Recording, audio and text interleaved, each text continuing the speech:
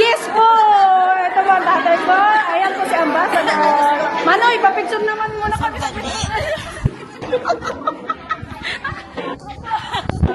Alo, mamaya na daw eh. Sir Ferds, mag-hi ka. Nag-vlog ako sa mga mga followers, sa mga viewers ko. Diba? Siya ang isa sa pinakagwapo namin mga teachers dito sa dito sa Mozambique.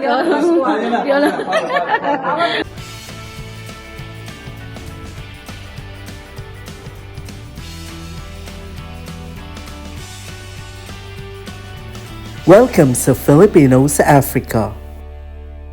Hi! Rosa is back! Ay! What ay? Look! Look what? Beautiful girls!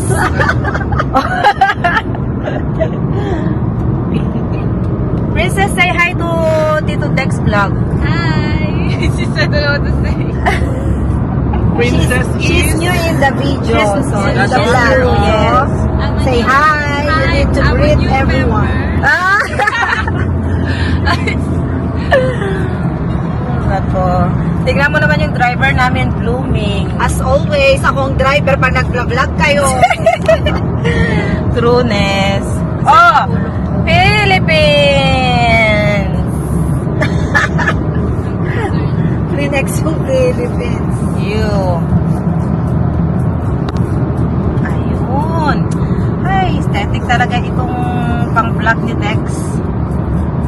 Magsalita ka ng magsalita kasi hindi daw sila mag-order. Saan tayo pupunta? We're going to Avenida Hotel, right? Saan tayo pupunta, Nak? I don't know. Saan tayo pupunta? I don't know. We're going to Avenida Hotel. Wow! I'm the driver. Trueness. Bagong linis ba tong car mo ngayon? Ay, hindi. Hindi nadala ni Ben. Pupunta pa nga lang siya eh. Ng cash daw. Kinuha pa niya yung cash ko na 1,000. Ayan. Oo nga.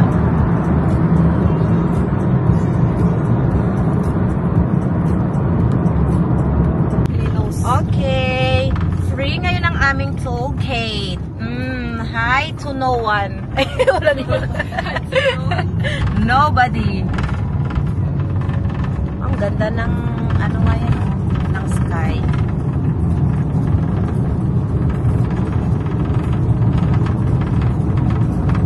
Sana pa ang control. Kaninong walang control, Bes? Baka this time. Early morning wala. Sure ka? Yeah, early morning sabi ko eh. Andito na po tayo. Papasok na po tayo ng ng Hotel Avenida kung nasaan ang ating pinakamamahal na Philippine Ambassador. At ito, Ipindot mo to. Para ipakita mo ng face. hindi na kailangan pakita ang pagmumukha ko. Magsasawa lang kayo. Basta. ibalik mo din. Dito na kami. Ibalik mo. Boa tarde. Papasok na po kami sa Avenida Hotel kung saan magaganap. Boa tarde. Ayun pala niya. Ay, Daddy Jo. Andito na po kami. Andun na po sila. Ang tatay ko nandoon po. Nakikita niyo po ba sila doon? Kami para sa nagaganap na passporting. Nakikita niyo ba sila doon? Yun ang mga kapwa natin Pilipino. Isa doon ang tatay ko. Hindi. Nagtatanong siya yung photography. Oh, pwede? Magpapaphotocopy muna daw kami. This is my first time to be here in Avenida Hotel. May pagkain. Sa loob ng 20 taon na May pagkain. sa loob ng 20 taon na nandito ako sa Mozambique. Ngayon lang ako nakapasok ng Avenida Hotel. Ako din. Diba? Maganda po siya.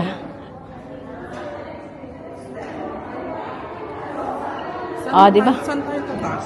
Dito. Doon siya. Alam mo? Ay, pwede din doon. Mag-elevator. Para, no? Dito tayo, dito. Dito tayo. Dito na po kami.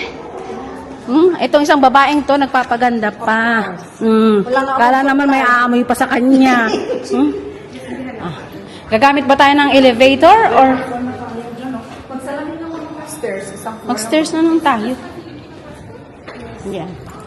Okay guys, bakit na po tayo? At eto na po ang aking mga kasama.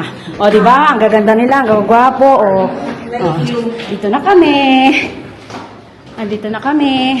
Sino ba ang ating aabutan din eh?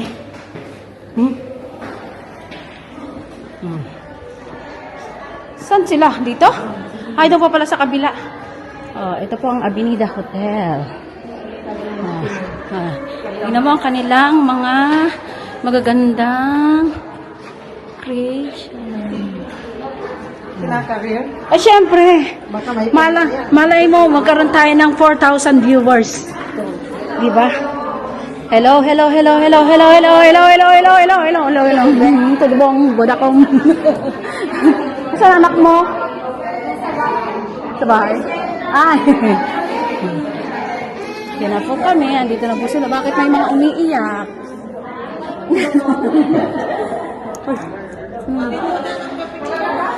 Pwede na daw magpa-picture. Hindi, nagbablog ako. Ayan ang mga nagaganda, mga Pilipina dito sa Maputo, Mozambique. Siyempre, kasama kami. Ito, yung pinaka-maarte sa lahat. Gaga. Asan ba? Saan ba sila nagpapapasok? Ito na po. Uy!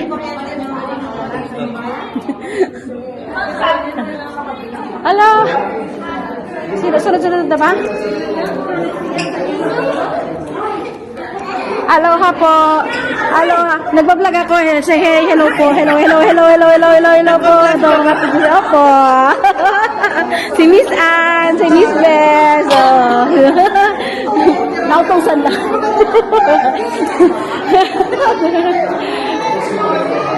At eto po si...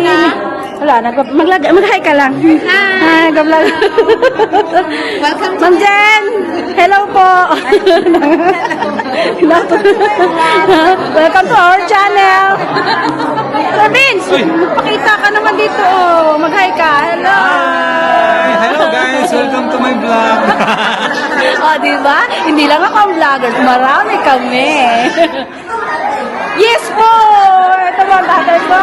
Ayan po si Ambassador. Manoy, papicture naman muna kami.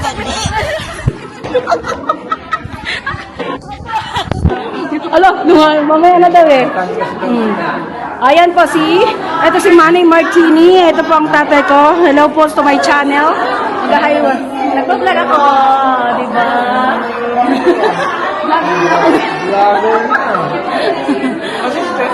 Sa bahay.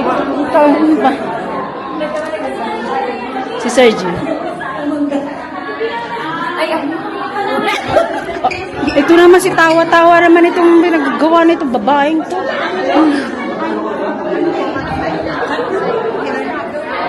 Ay, busy-busy sila.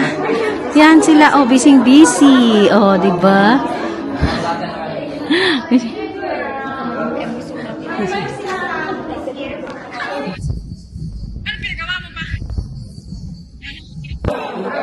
Saglit lang. Asan na yung aking, ibabalik ko muna sa may-ari ang ating, mamaya naman tayo magbablog guys ha. Kailangan muna natin magpa-picture. Ayan ang ating presidente, ang Filipinong presidente na taga Bicol po siya. Uragon man uragon man ako. Kulit eh. Sige na. Babay muna. Mamaya na lang ulit. Hi guys, we're back. Nandito naman po tayo. Ngayon naman ang ipapakita ko sa inyo paano magtimpla ng kape. Okay? Pero nakapagtimpla na po kami. Kaya ito po, ready to drink na po ang aming kape. Kaya bahala naman kayo. Kung ano pong mga nandito, mga biscuits, mga cakes. Ayan, si Teacher Mercy, busy. Diba? Bumalik na naman tayo, pero magkakape muna tayo, ha? Kasi, ano ba tawag dito? Dex, paki naman. Ayan ang ating consul. Busy siya. Nag-entertain ng applicant para sa renewal of passport. Si Consul Gym. Ay, ang sarap ng kape, guys. Baka gusto niyo timplahan ko kayo. Masarap ito. Diba? Busy-busy rin si Miss Sherry. Diba? Wala, nagbablog ako kaya mag-hello ka. Hi, hello. Sir Ferds, mag-hi ka. Nag-vlog ako sa mga mga followers, sa mga viewers ko. Diba? Siya ang isa sa pinakagwapo namin mga teachers dito sa dito sa Mozambique.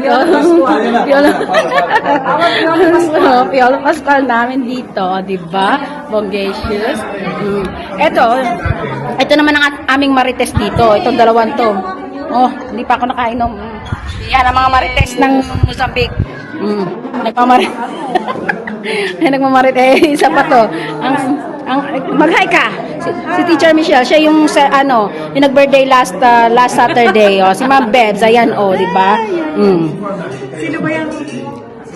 May mga followers po kaya mag-hi po kayo. Million. Oh, di ba? Vlog. Ito naman ang aming prinsesa dito. Diba? Ito ang aming mga nagagapuhang mga guwapings. Ito ang aking poging inaanak. Say hi. I have a followers in YouTube. So say hi. I'm a vlogger na, you know that? Ito si Pare Koy, tignan mo, busy siya, diba? Si Pare Koy, Teacher Gaylord. Nga. Anya, Dek. Kumusta? Long time no. Busy siya, nagkakape. Diba? Labas muna tayo doon. At silipin natin kung anong kaganapan sa labas. Diba? Ang dami pala natin mga Pilipino. Ito na po ang mga kaganapan nangyayari dito sa labas. Lahat po ay masaya. Lahat po ay masaya. Kaya tumawa ka. Ang lahat ay masaya, tumawa ka. Ang lahat ay masaya, tumawa kayo. Tatawa kami. Cute. Ang kulit eh. Alas. Ano ka? Ito ang pinaka-na-miss ko sa lahat. Ito ang number 1. Ito, mulat sa pool, mulat dalaga. Ayan po, ang aking sister. Ano yan? Nag-vlog ako, hanggang ganyan. Mag-hi ka. Mag-hi ka. Si Chi, dalaga pa yan noon ngayon. Nagdadalaga pa rin. Apat na anak eh. Apat daw. Ay, meron pa yata isa, sabi niya eh. Kaming. Diba? Yung kilikili pa rin yung basa-basa.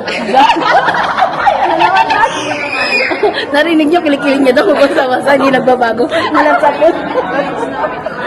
Kulit lang, ano? Ay, bakit? Masama? Ay! O, di ba may umiikot-ikot pa yung aking ano? At sila? Sa bahay. Hindi sumama. Wala, hindi kasi sasakyan eh. Kumusta na trabaho? Okay lang. Saan ka sa ano? Saan ka? Ano yan? Sa nana? Sananawan, sanana to. Sananawan, sanana. Kasama ko ito ba?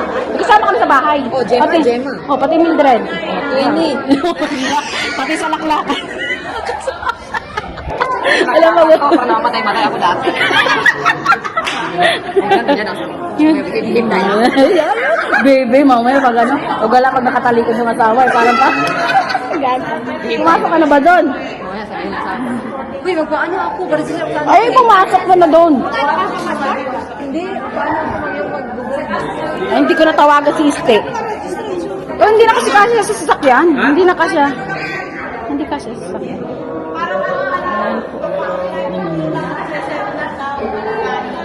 Sila ang laki ng bahay nila. Tigil lang siguro sa akin yung asawa ko eh. But then, sa mga decisions with regards to the management of the school, pinapawayan niya sa akin naman. So, yung sa kanya lang talaga, yung hindi ko naman magagawa na magkarpintero, magano ng mga for the school, yung maintenance ng building, yung mga ganun. So, and even in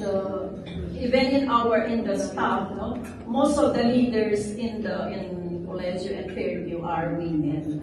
No? So I just know that they can do all those things better than women. I don't know if by nature yung teaching is for women, but we have very good teachers as well in the family of the male. Okay. Yes. Now it has also been an advantage for me, no, as a woman, when there are like people from the government visiting us, so they would always be more considerate to women, no, than to men, and so that is an advantage to us.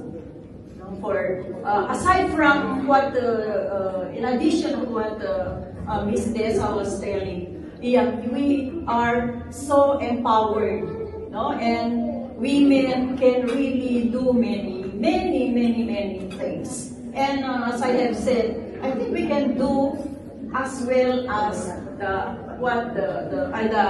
male can do. So it has really been an advantage more to schools, not for a women to be there. But though it's really difficult, it's really very challenging. It's really very challenging, I can say that. Thank you very much. Yes. Speaking of challenges, we would like to know, I hope Or you also would like to know if there is any particular need that you would have the community support women in your profession, or do you see any problem these days that affect women in your profession? From the government. The government. From the government? No, from in general. We're happy to know that. Yes, ma'am. For me personally, so far so good. We don't experience any problem from government when it comes to dealing with ladies or to women. I don't know the others, if you have experienced any. So far, thank God for that. I'm actually referring to, let's say some companies, there are still recurring problems of sexual harassment, something like that, or catcalling, because these are still pervasive in some companies, and some cases reach us, and we need also help from the ground on this one. Let's say, is there a need for networking or psychosocial support?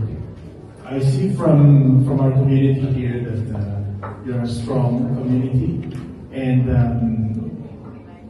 we will take all your inputs for our notes. And because every community is different, when I'm referring to a community, I'm referring to those communities under our jurisdiction, which we visit from time to time, because we have different features. So we learn a lot from you, and we can share that with our communities.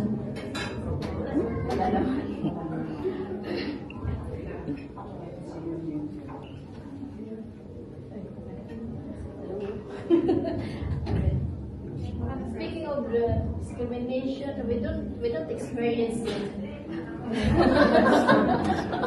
No, because the children, they have a great respect for the sisters, and also the people around us, they honor, they respect us well. That's why that is advantage for us, to serve the children, because for us, they can call us like a mother, like a sister, like one of their family members. That's why it's a great advantage for us to serve to serve the people unlimited. Limitless, I see. And wait, so we can give ourselves without putting hinder, no, about our family, about our family background, because we are already sister, and we are already away from our family, and we already belong to the church, and then we are here to serve the poor with nothing. So, we are letting God who can use us like that as an instrument of His love and peace to the people around us. Hello po. Yes. Ayun. Ako naman.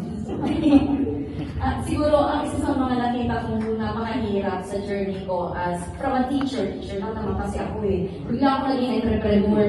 Tapos, ang bilis kong paglaki, nagulat kami. So, wala kaming mentorship.